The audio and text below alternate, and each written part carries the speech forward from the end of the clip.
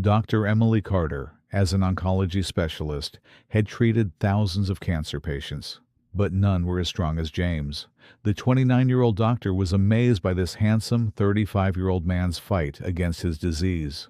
But the truth she learned in James's final days turned Emily's world upside down.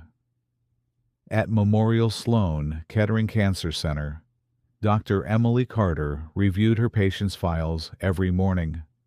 At 29, she was young but experienced oncologist. She had been working with cancer patients for 5 years, witnessing the battle between death and life every day. That Monday morning, a new patient file came to her desk. James Morrison, 35 years old, graphic designer, terminal lung cancer. Doctors had given him 3 to 6 months to live.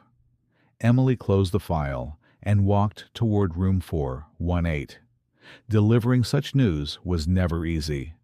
When she knocked on the door, the voice saying, "Come in," came out unexpectedly, strong and hopeful. When she entered, the scene she saw surprised her. James Morrison was sitting in the hospital bed, working on his laptop. His brown hair was messy, green eyes bright, with a slight smile on his lips. "Dr. Carter, I assume," said James, closing his laptop. "Hello, I'm James." "Hello, James. I have to give you bad news." James's smile never faded. "I know, doctor. Lung cancer, terminal stage. 3 to 6 months. Right?" Emily froze. "You already know?" "Dr. Williams told me. But I don't live by numbers, doctor. I live by moments." Emily was surprised by James's attitude. Usually when patients received this news, they would collapse, cry, get angry, or deny it. But James had received it calmly, as if he'd gotten a bad weather report. "Let's discuss your treatment plan," said Emily, sitting in the chair. "Sure, but first, let me ask you something. How long have you been doing this job?" 5 years. "And how many of your patients recovered?" Emily hesitated. "James, this is very complex." "Just a number, doctor." "What percentage?" "In your condition, 15 to 20%. James nodded. "So I have an 80 to 85% chance of dying, but a 15 to 20% chance of living. I prefer to focus on that 20%. Emily saw the determination in James's eyes. This man was truly different. Weeks passed. James had started chemotherapy. Emily checked on him every day and each time encountered the same positive energy. "How are you feeling today?" Emily asked one afternoon. "Fantastic," said James, as if he hadn't noticed his hair starting to fall out. "I designed a perfect logo last night. My client loved it." "Are you still working?" "Of course. My life didn't stop. It just sped up a little." Emily smiled. James's perspective on life inspired her. "James, if you don't mind me asking, what's the secret to staying so positive?" James took on a thoughtful expression. "You know, doctor, I've been on death's doorstep before. I had a car accident 5 years ago. That's when I realized life is very short. And since I learned that, I've been living each day like it's my last." Emily began to eagerly await the time she spent with James. While other patients came depressed and hopeless, James was always energetic and cheerful. "Doctor," James said one day, "I want to ask you something personal. Are you happy?" Emily was surprised. "Me? Why did this question come up?" "Because you always care about other people's happiness." But what about your happiness? Emily thought. Actually, she had been very lonely in recent years. She had no social life outside of work. I think I've fallen behind on happiness." "Then," said James, looking into Emily's eyes, "when my treatment is over, will you have dinner with me?" Emily's heart raced. "James, I'm your doctor. This isn't ethical. Our doctor-patient relationship will end when my treatment is over. Then we'll just be James and Emily." Emily couldn't stop thinking about James's proposal. This handsome, positive, life-loving man made her feel things no one else ever had. One evening, when Emily went for a late check on James, she found him sad for the first time. "James, is everything okay?" "Oh, Dr. Emily, I'm sorry. Today was a bit challenging day." "What happened?" James took a deep breath. "The chemotherapy side effects hit harder today, and I'm a little scared." Emily sat next to James. "What are you afraid of?" "Not of dying, of not having lived. I wanted to do more things. I wanted to love more, be loved more." Emily's eyes filled. "James, you know, doctor, you're the most beautiful thing I've seen in this process. I look forward to seeing you every morning." That night, as Emily drove home, James's words echoed in her head. This man had fallen in love with her. And to be honest, she was starting to fall in love with James too. Due to hospital rules, Emily had to hide these feelings. But as James began to improve, the bond between them strengthened. "Dr. Emily," James said one afternoon, "I have a proposal for you." "I'm listening." "Can you get permission from the hospital today?" "Just for an hour. I want to show you something." Emily hesitated, but finally agreed. She went to the hospital garden with James. "Look," said James, pointing to the sky. "Clouds." "Yes, there are clouds." "And no, look at their shape. That cloud looks like it was drawn by a master painter. And that one is heart-shaped."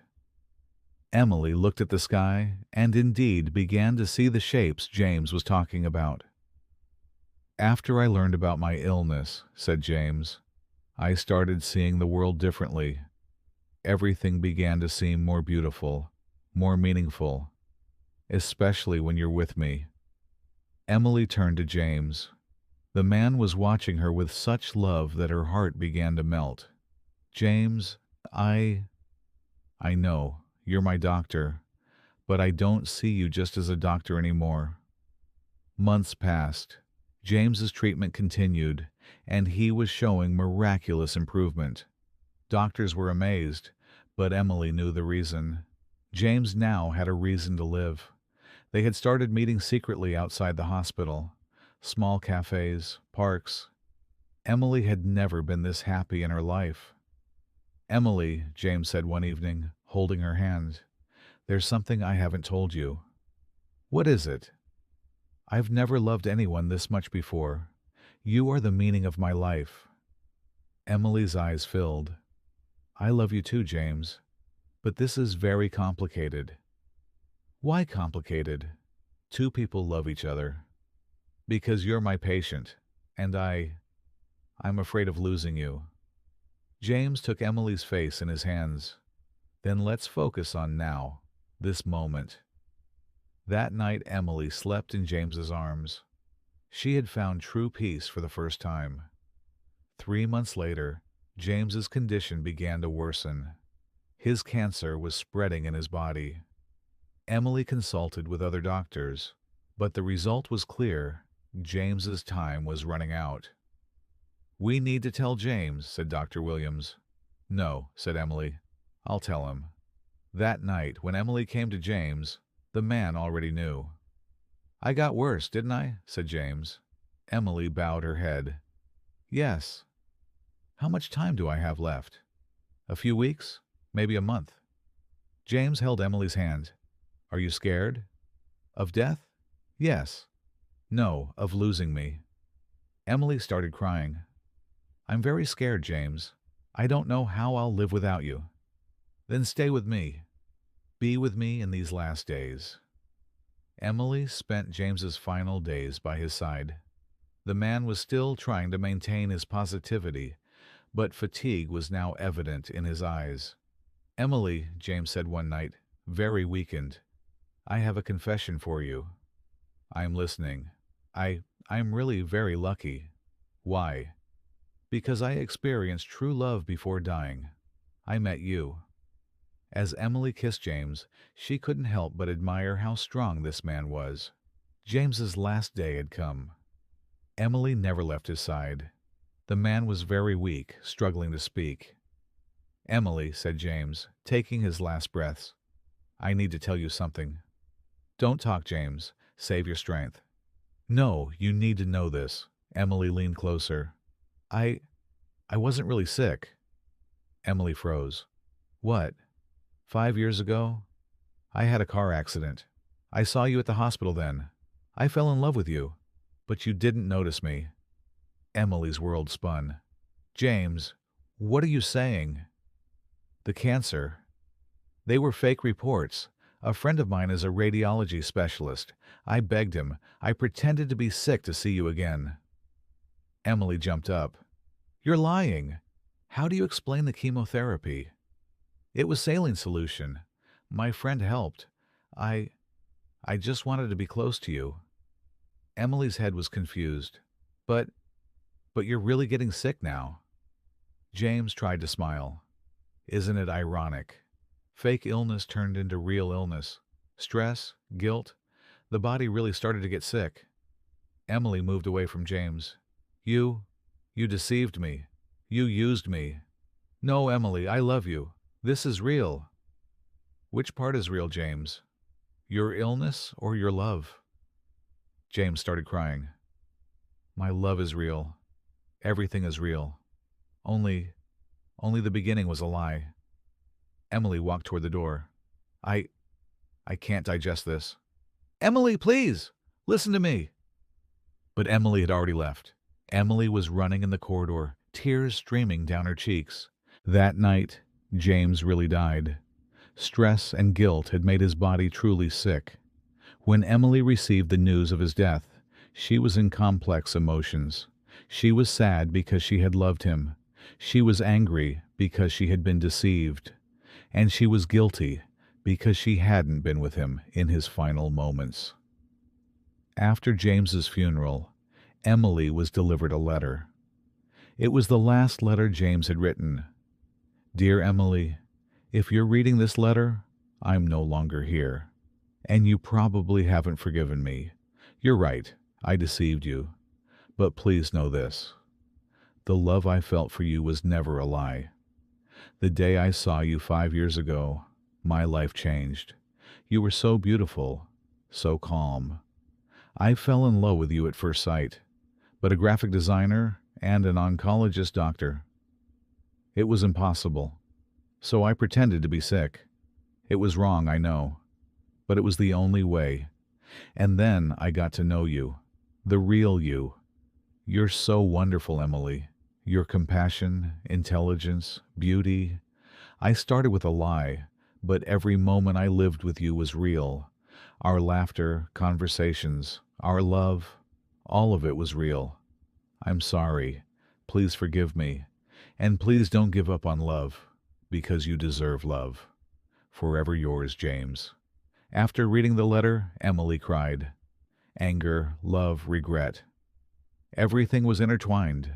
Months later, Emily visited James's grave. The headstone read, "James Morrison lived for love." "James," Emily said, talking to the grave, "I forgave you. Because your love was real. The method was wrong, but your heart was real." That day, Emily sat in the hospital garden and looked at the clouds in the sky. Like James taught her, she tried to see shapes. And there, in the clouds, she saw a heart shape. Maybe James was still watching her. Years later, Emily loved someone else and got married. But she never forgot James, because he had taught her how powerful love could be. A love that started with wrong methods, but grew with real feelings. And sometimes, looking at the sky, she thanked James for reminding her of love.